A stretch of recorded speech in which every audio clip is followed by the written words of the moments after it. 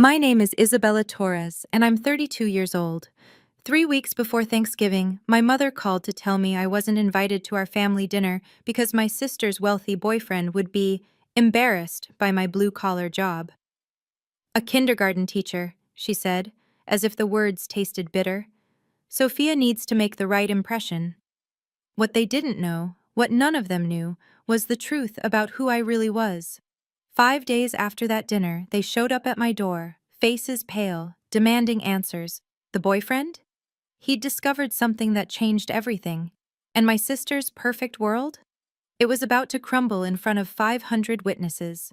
Before we continue, please take a moment to like and subscribe, but only if this story truly resonates with you. Share your location and local time if you've ever been the family disappointment. It started with that phone call 3 weeks before Thanksgiving. I'd been teaching kindergarten for 8 years in Queens. My one-bedroom apartment cost me half my salary, but I loved my work. 25 5-year-olds called me Miss Bella, and their sticky-fingered hugs were worth more than any paycheck. My sister Sophia would disagree. Sophia lived in a Manhattan penthouse that cost more per month than I made in 3. As marketing director for a boutique firm, she collected Hermès bags like I collected children's drawings. Her Cartier tank watch, a small bonus, she'd called it, cost more than my car.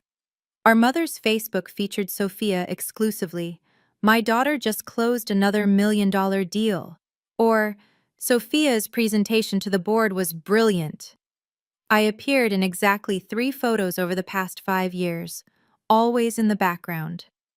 Isabella's smart enough, Mom would tell her friends. But she lacks ambition. Some people are meant for simpler things.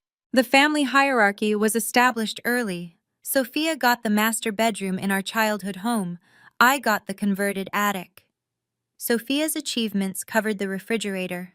Mine went in a drawer. "We don't want her to feel bad," Dad would whisper, sliding my honor roll certificate out of sight whenever Sophia brought home anything less than perfect. But I had a secret, one I'd kept for 2 years, since Grandma Eleanor died. The woman who raised me more than my parents ever did, who spent her final months holding my hand while Sophia was too busy to visit. Eleanor Torres, who everyone thought was just a retired bookkeeper living on Social Security. They had no idea about the papers in my safe. No idea about the empire she'd built in shadows, or why she'd chosen me to guard it. "His name is Marcus Stone," Sophia announced during our October family Zoom call. "He's an entrepreneur, philanthropist, the kind of man who changes the world." My mother practically squealed. "Stone? The Stone Foundation stone?" "The very same," Sophia preened, angling her laptop to show more of her penthouse backdrop. "We met at the Waterford Crystal exhibition. He said I had excellent taste." I almost choked on my tea. Marcus Stone, of course I knew that name. But I kept my expression neutral, my kindergarten teacher's smile firmly in place. "He must be quite successful," Dad ventured, already calculating son-in-law potential. "Successful?" Sophia laughed, that tinkling sound she'd perfected at her Swiss finishing school. "Daddy, he manages hundreds of millions in charitable funds. His family's old money, the kind that builds hospital wings." I watched my parents lean closer to their screen, already imagining the wedding at the plaza, the grandchildren in private schools, the family name elevated to heights they'd only dreamed of. "When do we meet him?" Mom asked breathlessly. "Thanksgiving. I want everything perfect. The house, the meal." Sophia paused, her eyes finding mine through the screen. "The guest list." There it was, that look I'd seen 1,000 times before, the one that said I was a problem to be managed. I thought of Grandma Eleanor then, those long afternoons at Sunny Meadows nursing home, where she'd lived her last 2 years by choice, not necessity. "People show you who they are when they think you have nothing," she told me, her weathered hands still elegant as she signed documents I helped her review. "Remember that, Isabella, especially with family." She'd been right about so many things, about keeping quiet, about letting people underestimate you, about the power of patience. I had no idea then how soon I'd need all three lessons, or that Marcus Stone, the man my sister was so eager to impress, was about to become the key to everything. Grandma Eleanor understood me in ways my parents never tried to. While they fawned over Sophia's MBA pursuits, Eleanor would sit with me in her modest room at Sunny Meadows, teaching me about compound interest and charitable tax law over afternoon tea. "Your sister collects handbags," she'd observed once, watching Sophia's Instagram story. "You collect hearts. Which do you think lasts longer?" Eleanor Torres had built her fortune quietly, anonymously. No one knew the Eleanor Torres Foundation existed, let alone that it controlled 40 million in assets. She'd started with nothing, a widow at 30 with 2 kids working 3 jobs. By 70, she was secretly funding scholarships, food banks, and teacher support programs across New York. Sophia visited once this year, Eleanor had noted 6 months before she died. Stayed 12 minutes, asked about my will at minute 10. I'd been there every Sunday for 2 years. Not for money, I hadn't even known about it, but because she was the only family member who saw me. Really saw me. "The papers are with Whitman and Associates," she'd told me that last month, her voice still strong despite the cancer. "Everything's arranged. Just remember, money amplifies character. It doesn't create it." I thought she meant a few $1,000s, maybe her jewelry. I'd signed papers as her healthcare proxy, thinking I was just helping with medical decisions. 2 weeks after her funeral, James Whitman himself had called me. That's when I learned about the foundation, the board position, the conditions attached to every penny of the family inheritance. "Your grandmother was very specific," he'd said, sliding documents across his mahogany desk. "She believed in testing character when people didn't know they were being tested." I'd kept it all secret for 2 years, waiting, watching. Now, finally, the test was about to begin. The call came November 3rd, 3 weeks before Thanksgiving. Mom's contact photo, her and Sophia at the Hamptons, lit up my phone during my lunch break. "Isabella, about Thanksgiving," she started without preamble. "We've had to make some adjustments." I set down my peanut butter sandwich. "Adjustments? You won't be coming this year?" The playground outside my classroom window was full of children laughing. I focused on their joy while my mother explained my exclusion. "Marcus is from a very prominent family. Sophia needs to make the right impression and—" She paused, gathering courage for cruelty. "Your job might give the wrong idea about our family's standing." "My job, teaching children. You know what I mean. It's so blue collar. Marcus mingles with CEOs, investors, people who matter. What would you even talk about? Finger painting?" I heard Dad clear his throat in the background. He was on speaker, complicit in his silence. "Is this Sophia's request or yours, Mom? Does it matter? We all want what's best for Sophia's future. This could change everything for our family." I could hear it then, Sophia laughing in the background, not even trying to hide her presence. "Just to be clear," I said, my teacher voice perfectly steady, "you're uninviting me from Thanksgiving because my career embarrasses Sophia? Don't be dramatic. It's just one dinner. Next year will be different, once they're engaged." "I understand." "You do?" Mom sounded surprised, maybe even disappointed I wasn't fighting. "Perfectly. Give everyone my best." I hung up before she could respond. My hands weren't even shaking. Grandma Eleanor had taught me that too. Never let them see you bleed. My phone buzzed immediately. A text from Sophia. "It's nothing personal. You understand, right? This is my shot at real happiness." I didn't respond. But I did open my safe and pull out a folder labeled Eleanor Torres Foundation, Succession Protocols. Inside, a sticky note in Grandma's handwriting. "When they show you who they are, believe them." Sophia called an hour later, probably worried my silence meant rebellion. "I knew Mom would make it sound worse than it is," she began, her voice dripping false concern.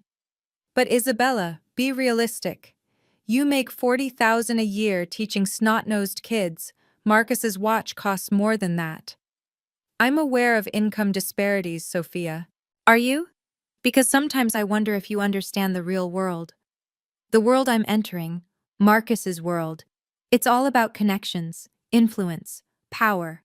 What would you contribute? Cute stories about playground drama? I let her talk.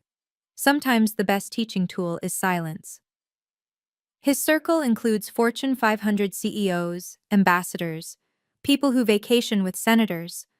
And you'd show up in your Target dress, talking about lesson plans and parent-teacher conferences? Can you imagine how that would reflect on me? You're right, I said quietly. I don't belong in that world. Finally, some sense. Look, it's not forever. Once Marcus and I are married, once I'm established, maybe we can ease you in. Small dinners first. We'll coach you on what to say, what to wear. That's generous. I'm trying to help you, Isabella. This is my chance at real happiness, real success. Don't you want that for me? I want you to be happy, Sophia. Then stay away from Thanksgiving. And Isabella, don't even think about just showing up. I'll have you removed if necessary. The threat hung between us. My baby sister, who I'd walk to school every day, who'd cried in my arms when boys broke her heart, was threatening to have security escort me from our family dinner. Understood, I said. Enjoy your dinner. After she hung up, I opened my laptop and logged into the Foundation's board portal. There it was on the calendar. Annual Gala, November 29th. 3 days after Thanksgiving. 500 guests. Full media coverage. Perfect. I opened my safe that night and spread everything across my kitchen table. The will, the board appointment, the certification of shares. Each document pristine, notarized, indisputable. Eleanor's will was a masterpiece of foresight. The family inheritance, $15 million and 3 properties, came with one unbreakable condition. The beneficiary must demonstrate consistent kindness and refuse to discriminate based on social or economic status. Subsection 7.3 was particularly interesting. Any act of deliberate exclusion of family members based on their profession, income, or social standing will result in immediate forfeiture of all claims.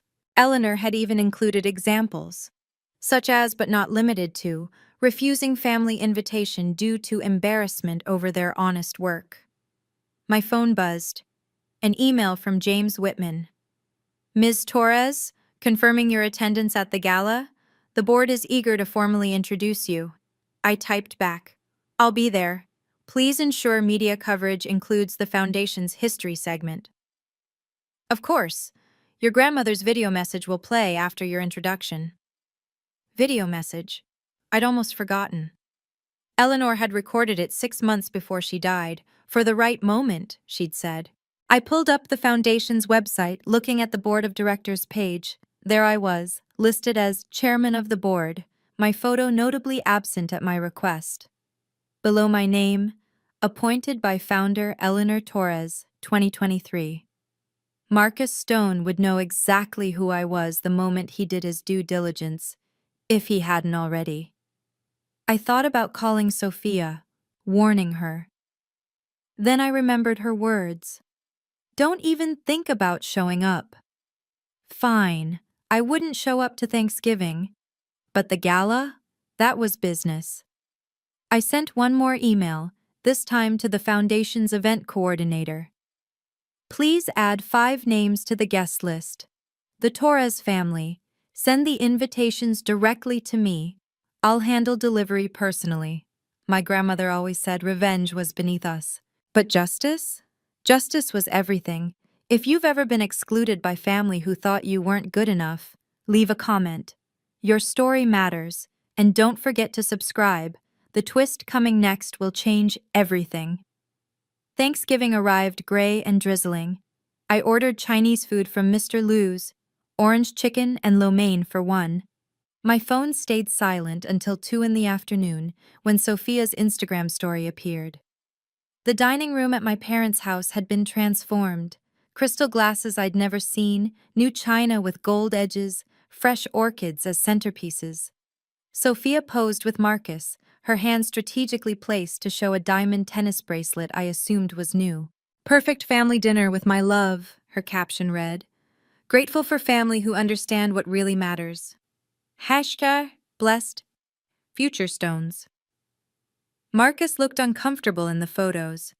His smile didn't reach his eyes, and in one candid shot, he was staring at an empty chair, my chair, with a furrowed brow. A text came through from Jennifer, my teacher friend. "Saw Sophia's post. Why aren't you in any photos?" "Scheduling conflict," I replied. "On Thanksgiving? Isabella, what really happened?" I didn't answer. Instead, I scrolled through more of Sophia's stories. Mom had posted too. "So proud of my successful daughter and her wonderful boyfriend. The future is bright." 23 comments, all gushing about what a beautiful couple Sophia and Marcus made. My cousin Amy wrote, "Where's Isabella?" Sophia had replied, "She had other plans. You know how dedicated teachers are to their work." Lying came so easily to her. My fortune cookie that night read, "Patience is bitter, but its fruit is sweet." Mr. Liu always did have impeccable timing.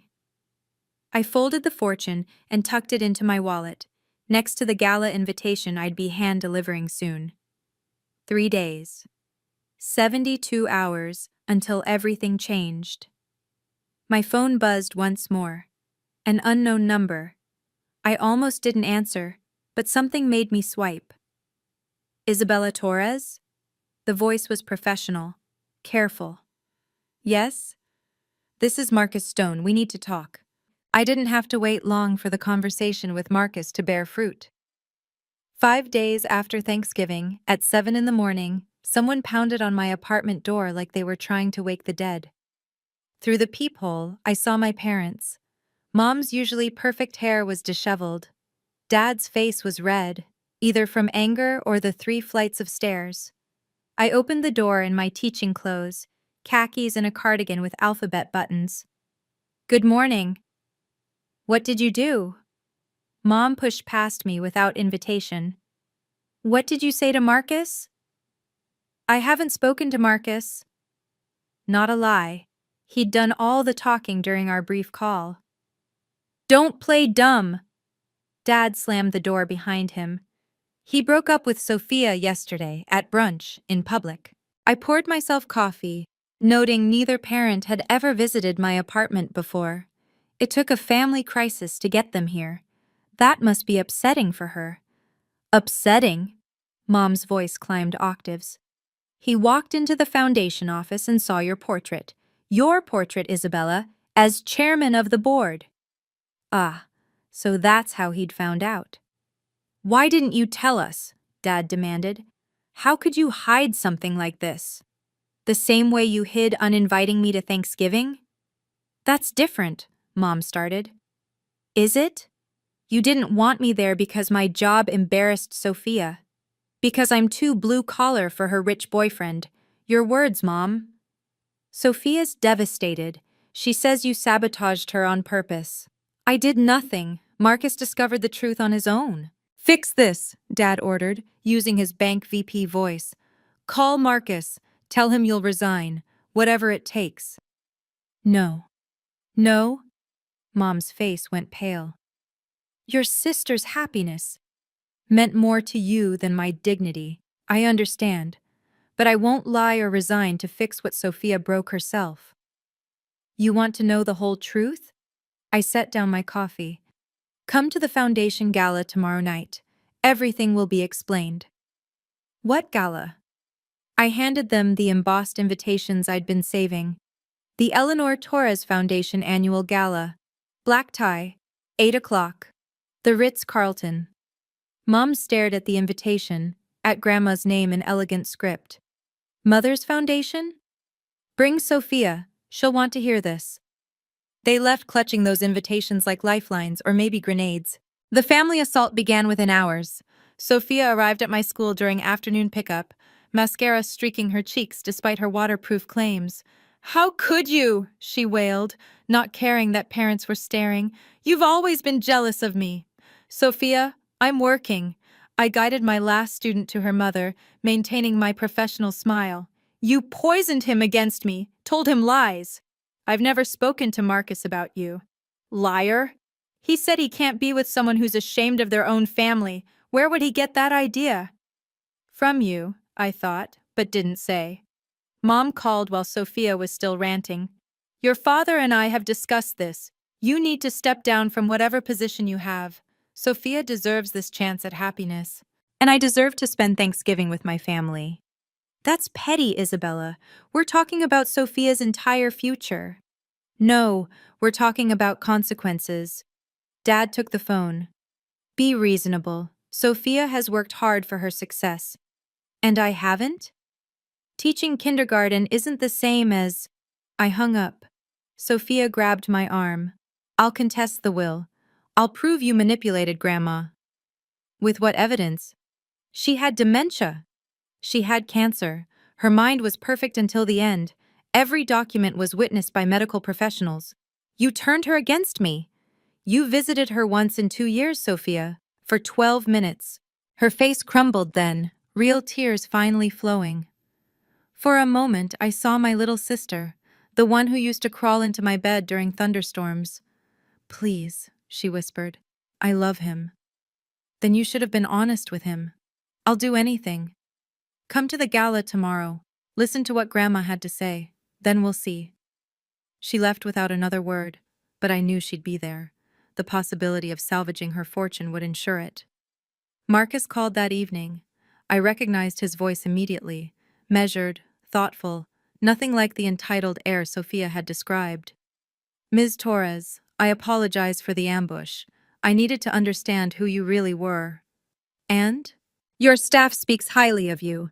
12 teachers mentioned you've personally covered their supply costs.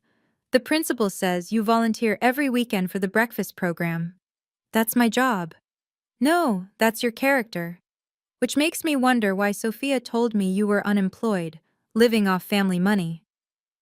I said nothing. Sometimes silence is the most honest response. "She said you were bitter about her success," he continued, "that you'd been institutionalized for depression, that the family had to exclude you from events because you caused scenes." Each lie was a small knife. I'd had no idea how thoroughly she'd erased me. "When I saw your portrait at the foundation, your grandmother's foundation, I realized I'd been deceived, but I need to know why you didn't tell me yourself." "Would you have believed me? Or would you have thought I was the jealous sister Sophia described?" A long pause. "You wanted me to discover it myself. I wanted you to know who you were really dating, someone who could erase her own sister for social gain. She's been calling me non-stop, begging for another chance, saying you've poisoned her family against her. I've done nothing except exist inconveniently. Will you be at the gala?" "I'm the chairman. I have to give a speech." "Sophia will be there. She's desperate to maintain her connection to the foundation's donors." "I know.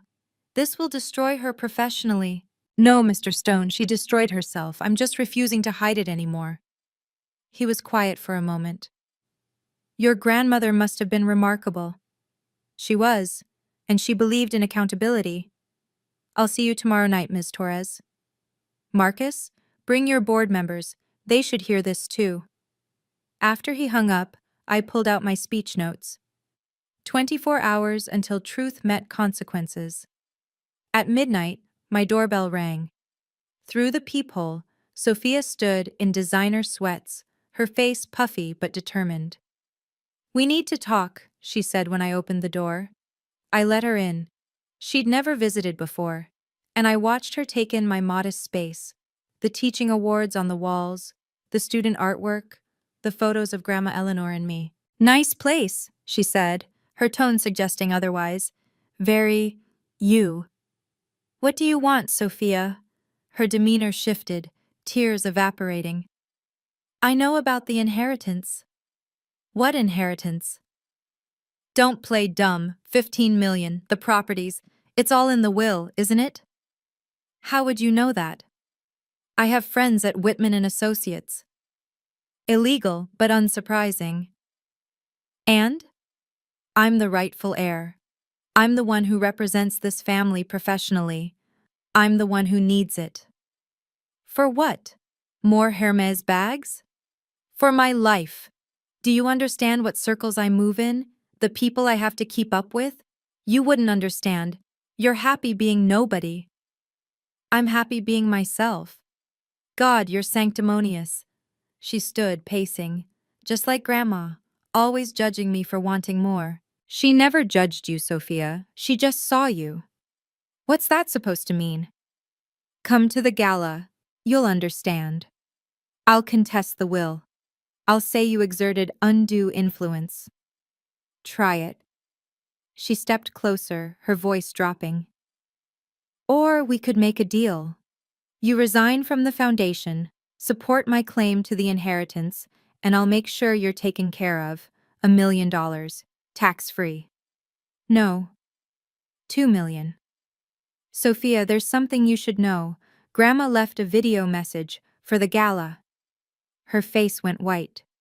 What kind of message? The kind that explains everything, including why she made the choices she did. You've seen it? Tomorrow, everyone will. She left without another word, but her perfume lingered. Tom Ford, expensive and suffocating, just like her love. The morning of the gala, I sat in my empty classroom, staring at Eleanor's photo on my desk. Was I doing the right thing? Or was I just being vindictive? My phone had 37 missed calls. Extended family, mutual friends, all suddenly interested in my life. The family group chat, which I'd been removed from months ago, had apparently exploded. Cousin Amy sent screenshots. Isabella is trying to steal Sophia's inheritance. She manipulated Grandma. Always knew she was bitter about being the failure. Failure, because I taught children instead of selling luxury brands to people who didn't need them. I nearly called James Whitman to cancel everything. Let Sophia have the money. Let my parents have their golden child. Let me fade back into the background where they'd always preferred me. Then I looked at my wall of student photos. 25 bright faces who believed Miss Bella could do anything. Who didn't care that my car was 10 years old or my clothes came from Target. I opened my desk drawer and found the note Grandma had slipped me that last day. Stand up for what's right, even if you stand alone. I'm trying, Grandma, I whispered. My phone buzzed. A text from Marcus. The foundation's major donors are all confirming attendance. Whatever you're planning, it's going to have an audience. Another from James Whitman. Video equipment tested, legal team on standby. Your grandmother would be proud. 6 hours until the gala. I looked at my dress hanging on the door, navy blue, simple, borrowed from Jennifer. Nothing like the designer gowns that would fill that ballroom, but I'd learned something from Grandma Eleanor. It's not the dress that matters. It's the documentation in your briefcase. And mine was bulletproof. The gala is about to change everything. If you want to see how this ends, make sure you're subscribed with notifications on. You won't want to miss what happens when truth meets power.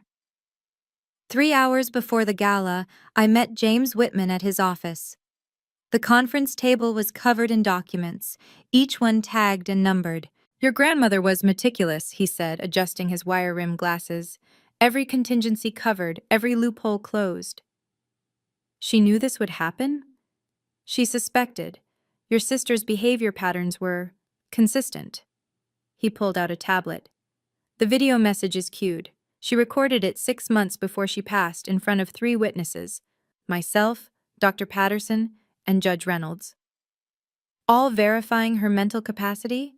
Crystal clear. She even took a cognitive assessment that morning, scored perfect. The other board members arrived. Mrs. Stone, no relation to Marcus, Dr. Williams, and Ms. Rodriguez. Each had worked with Eleanor for years, funding scholarships and food programs across the city. We're behind you, Isabella, Mrs. Stone said firmly. Your grandmother chose well. The media will be there, Dr. Williams added. 3 major outlets confirmed. This will be public. That's the point, I said. No more hiding. No more secrets. James handed me an envelope. The board meeting minutes from when you were appointed. Your sister's going to claim manipulation.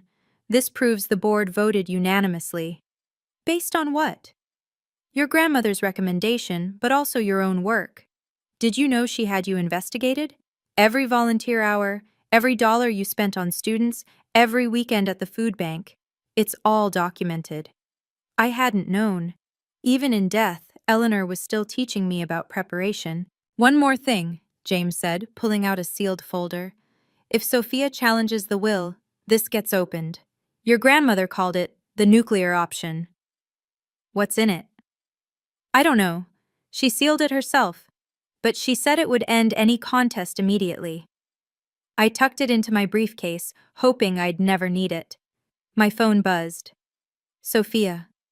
I'll be there. We're going to settle this once and for all. Yes, I thought. We certainly are. By 5 o'clock, Sophia had launched her campaign. Instagram, Facebook, even LinkedIn, all featuring the same narrative. Her jealous, unstable sister trying to steal family money through elder abuse. Some people can't stand to see others succeed, she'd written. Mental health issues are serious, and I hope Isabella gets the help she needs. The comments poured in, her carefully cultivated network rallying to her defense. Marketing executives, fashion bloggers, the wellness influencers she'd courted, all echoing her pain at being betrayed by family.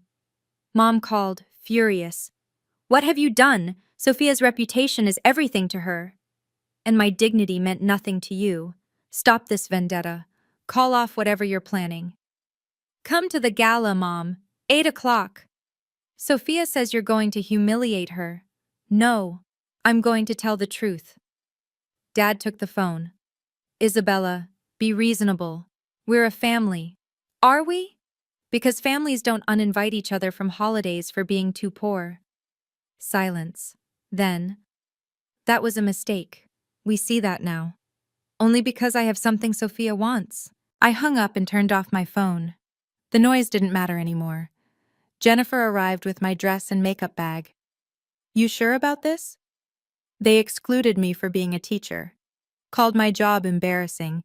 Said I'd humiliate them in front of Marcus's important friends. And now? Now they'll learn that Grandma's important friends have been funding teachers all along. That the foundation they're so desperate to access exists specifically to support the people they look down on. Poetic justice. Just justice. With documentation. I looked at the clock. 2 hours until curtain. 2 hours until 28 years of being the family disappointment finally meant something. Help me with this zipper? I asked Jennifer. It's time to stop hiding. An hour before the gala, I stood in the Ritz-Carlton's preparation room, reviewing my speech one last time. The invitation list glowed on my tablet. 500 confirmed, including every major philanthropist in the city. James Whitman knocked and entered. The Times is here, the Journal too. They're intrigued by the mysterious announcement promised in the invitation. Good. Your family arrived 10 minutes ago. Your sister is making an entrance. Through the door's window, I glimpsed Sophia in a scarlet Oscar de la Renta gown, working the room like she owned it. Mom and Dad flanked her, their formal wear impeccable, their discomfort visible only if you knew where to look. She's telling people she's about to be named to the board, James said quietly, that tonight is her formal introduction to society. In a way, she's right. Marcus entered with his delegation, 5 board members from Stone Industries, all in conservative black tie. He caught my eye through the window, nodded once. His face gave nothing away. Ms. Torres? A young woman with press credentials approached. Sarah Stone from Channel 7. We heard there's a major announcement about the Torres family legacy? At 9 o'clock sharp. Can you give us a preview? My grandmother believed in transparency. Tonight, we honor that belief. She scribbled notes, hungry for more. I gave her nothing. My phone, finally turned back on, showed 47 messages. I deleted them all unread except one from Marcus. Whatever happens tonight, your grandmother would be proud. James handed me the remote for the presentation screen. The video is cued, just press play when you're ready. I looked at my reflection in the mirror. Navy dress, simple pearls, teaching award pin on my lapel, my own small rebellion. Not the designer gown they'd expect from new money, but exactly what Eleanor would have chosen. Let's go, I told James. It's time to let the documents speak. The Ritz-Carlton ballroom glittered like a jewelry box. Crystal chandeliers cast rainbow patterns across 500 guests in their finest attire. Servers circulated with champagne. Cristal, I noticed, remembering how Sophia had once mocked my preference for Prosecco. I entered through the side door, avoiding the main entrance where Sophia held court. She'd positioned herself near the foundation's banner, gesturing animatedly to a cluster of donors, no doubt spinning her narrative of family legacy and her rightful place in it. Isabella! Mrs. Stone, the board member, not Marcus's relative, embraced me warmly. Your grandmother would love this, her first public gala. Eleanor had always insisted on anonymity, funding quietly, never seeking recognition. Tonight would have horrified and amused her in equal measure. Isabella Torres? A silver-haired woman approached. I'm Margaret Vanderbilt. Your grandmother funded my literacy program for 10 years. I never got to thank her. Before I could respond, others surrounded me. Teachers whose classrooms Eleanor had supplied. Food bank directors she'd kept afloat. Scholarship recipients now running their own nonprofits. None of them had known their benefactor's name until the invitations arrived. Across the room, I watched my parents notice the attention I was receiving. Mom's face went from confused to alarmed. She whispered urgently to Sophia, who spun around, her scarlet dress flaring dramatically. Our eyes met across the sea of evening wear. For a moment, I saw fear flicker across her face. Then she lifted her chin, that Torres pride Grandma always said would be our downfall, and started pushing through the crowd toward me.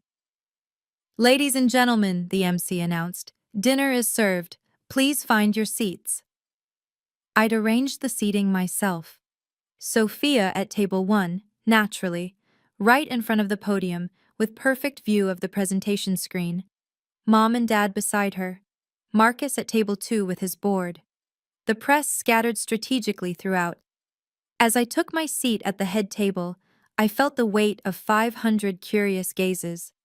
They'd come expecting standard charity speeches and polite applause. They were about to witness something far more interesting, the public unraveling of a family's carefully constructed facade. Dinner was served, filet mignon that Sophia barely touched, too busy working the room between courses. She'd managed to charm half her table, her laugh carrying across the ballroom as she told stories about growing up with Grandma Eleanor and learning philanthropy at her knee. I ate quietly, watching her perform. She was good, I'd give her that. Every gesture calculated, every anecdote designed to establish her as Eleanor's spiritual heir. As dessert arrived, Sophia made her move. She stood, tapping her champagne glass with a spoon until the room quieted.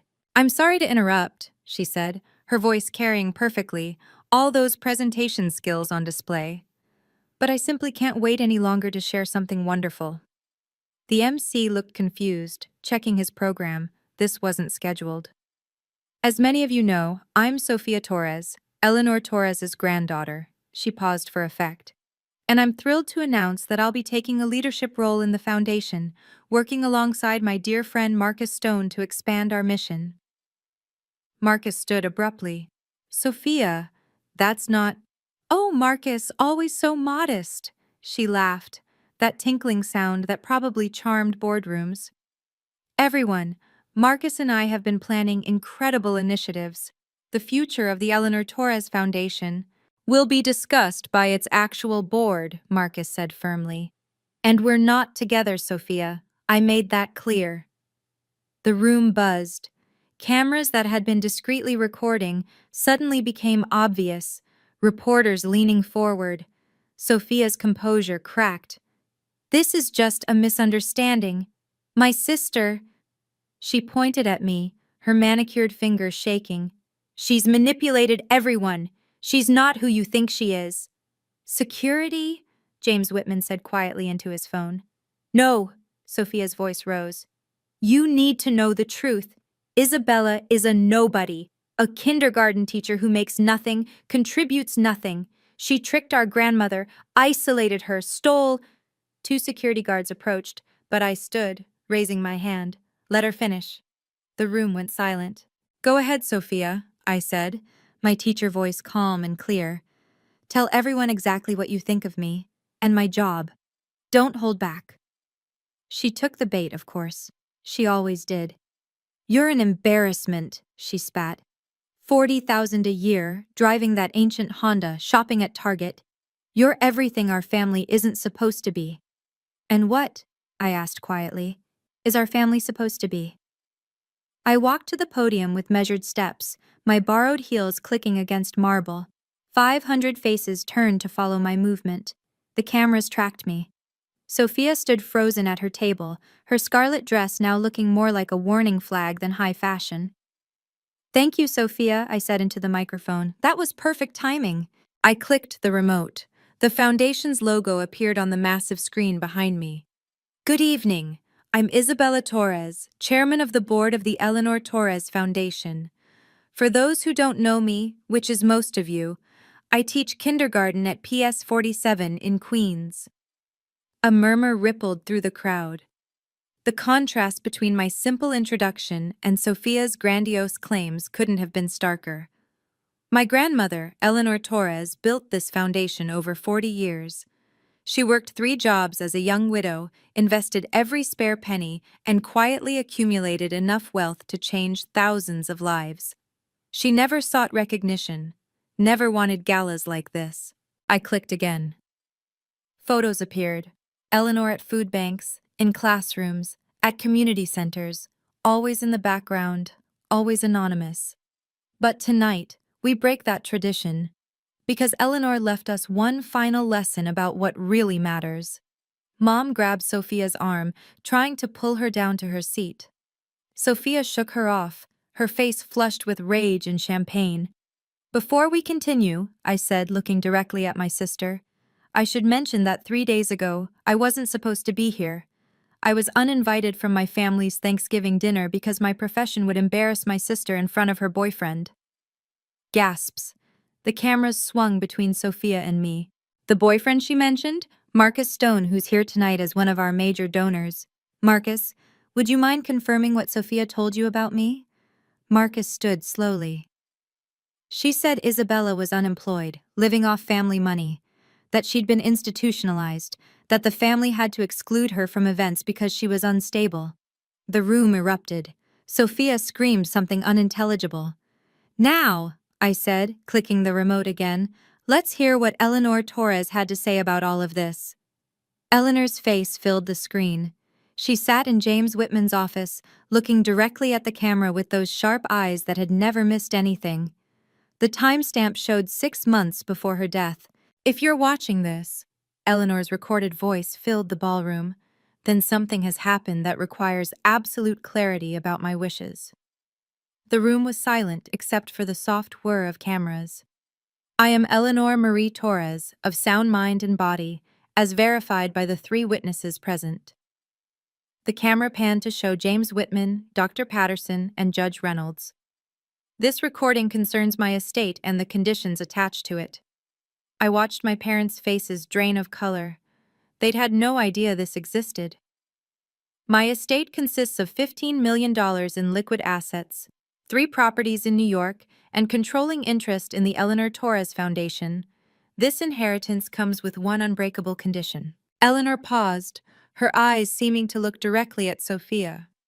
"The beneficiary must demonstrate consistent kindness and refuse to discriminate based on social or economic status.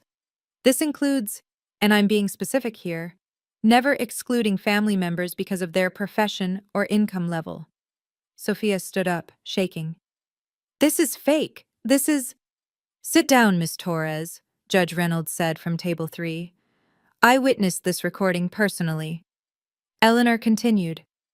If my primary beneficiary violates this condition through witness discrimination, documented exclusion, or public dismissal of working-class professions, they forfeit all claims immediately and permanently. The screen split. On one side, Eleanor. On the other, screenshots appeared. Sophia's texts about my embarrassing job. The Facebook posts Mom made about excluding me. The Instagram story. Perfect family -1. My granddaughter Sophia, Eleanor's voice was sad but firm, has shown a pattern of valuing wealth over family, status over substance. If she has excluded Isabella for being a teacher, a profession I deeply respect, then she has failed my test. No! Sophia lunged toward the screen, but security held her back. The inheritance transfers immediately to the secondary beneficiary, Isabella Marie Torres, who has spent 8 years teaching children, every weekend volunteering, and never once boasting about her connection to this foundation. The room exploded. Cameras flashed. Reporters shouted questions. But Eleanor wasn't done. James Whitman took the podium as Eleanor's image froze on screen. He carried a leather portfolio, his movements precise and lawyerly. Ladies and gentlemen, as executor of Eleanor Torres's estate, I'm required to confirm the legal standing of what you've just witnessed. He opened the portfolio, revealing documents tagged with legal seals.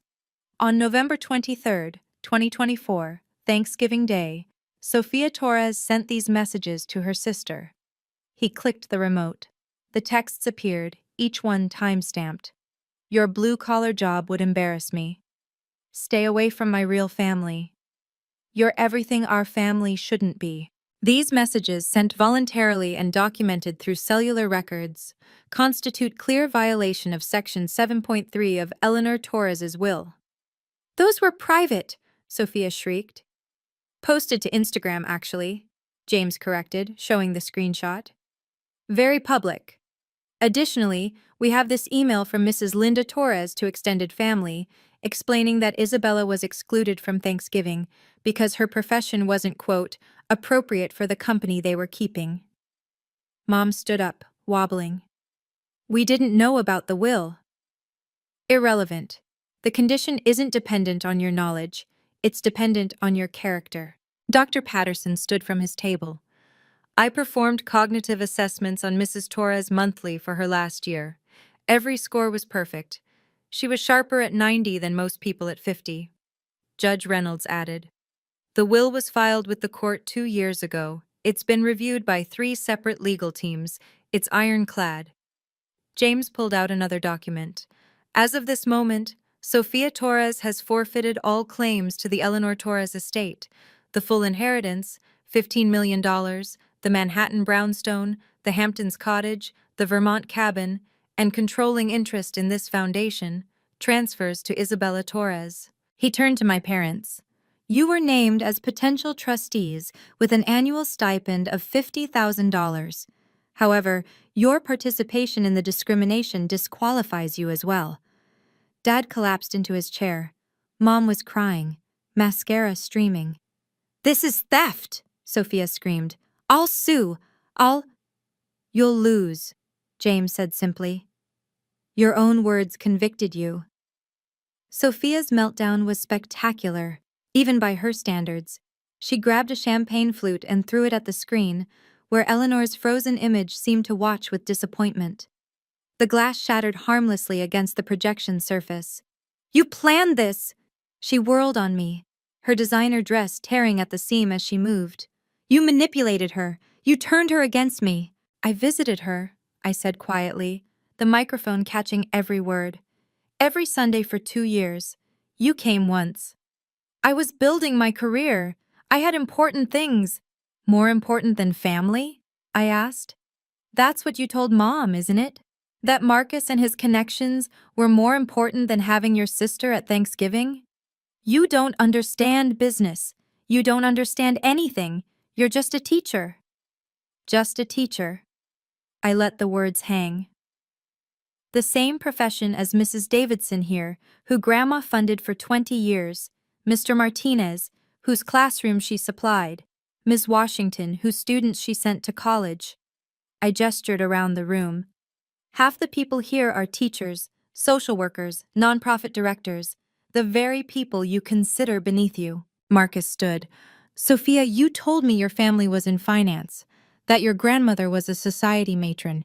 You lied about everything. For you, Sophia turned on him, to fit into your world. My world, Marcus laughed bitterly.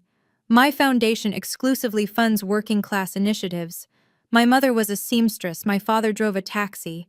I built my wealth to lift others up, not to separate myself from them. He looked at me. Your grandmother and I had the same values.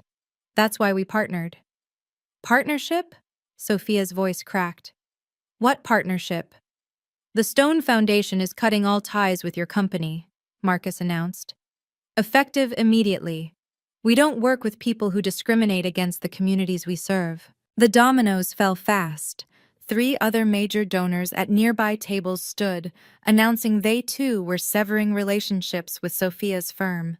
Her phone, sitting on the table, lit up with what I assumed were panicked calls from her business partners. You've destroyed me, she whispered, finally understanding. No, Sophia. You destroyed yourself the moment you decided I wasn't good enough to sit at your table. I returned to the podium, waiting for the chaos to settle. Security had moved closer to Sophia, but she'd collapsed into her chair, sobbing into her hands while Mom rubbed her back ineffectively. I want to be clear about something, I said, my voice steady. I never wanted the money.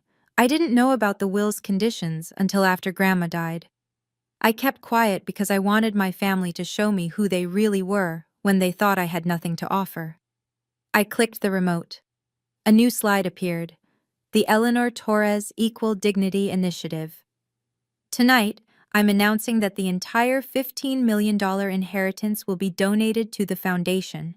It will fund a new program specifically for underpaid essential workers, teachers, caregivers, social workers, people like the ones my family thought weren't good enough. Applause erupted. Cameras flashed. The properties will be converted into affordable housing for educators in New York City. No teacher should have to choose between their calling and a living wage. More applause. I saw teachers in the audience crying.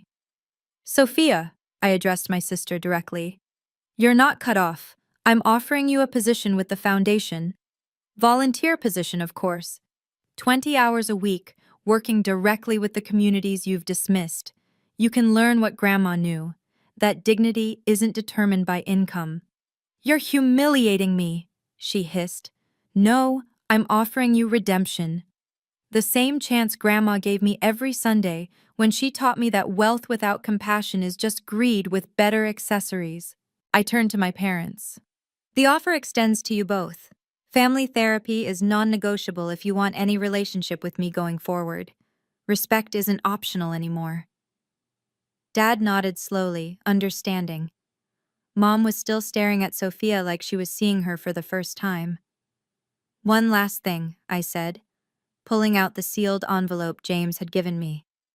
Grandma left this, called it the nuclear option if anyone contested the will. Should I open it, Sophia? My sister shook her head violently, terror replacing anger. Whatever she suspected was in there, she didn't want it public. Then we're done here. The media coverage was swift and brutal. By morning, heiress loses millions over Thanksgiving snub was trending. The New York Times ran a feature. When snobbery costs $15 million, a modern morality tale. Sophia's marketing firm lost 7 major clients in 48 hours. Her Instagram, once carefully curated with luxury and success, was flooded with comments calling her out for elitism and cruelty. She deleted her accounts by day 3. My parents came to my apartment a week later, looking older, smaller somehow. Dad spoke first. We failed you. Both of you, actually. We created this dynamic. We thought success meant money, Mom added quietly. Your grandmother tried to tell us otherwise, but we didn't listen. Are you willing to do the work? I asked. Real therapy, not just apologies? They agreed. Dr. Kim, who specialized in family dynamics and class issues, would see us weekly. Marcus and I met for coffee to discuss the foundation's future. Your grandmother would be proud, he said. You handled that with more grace than I would have. She taught me that revenge makes you smaller. Justice makes you stronger. What about Sophia? She moved to Chicago, got a job at a non-profit, the only place that would hire her. Makes $35,000 a year now. Ironic. Educational. She sent a letter last week. First honest thing she's written to me in years. I didn't tell him I hadn't opened it yet. Some wounds need time before you test their healing. The Foundation's first initiative launched a month later, emergency grants for teachers facing eviction.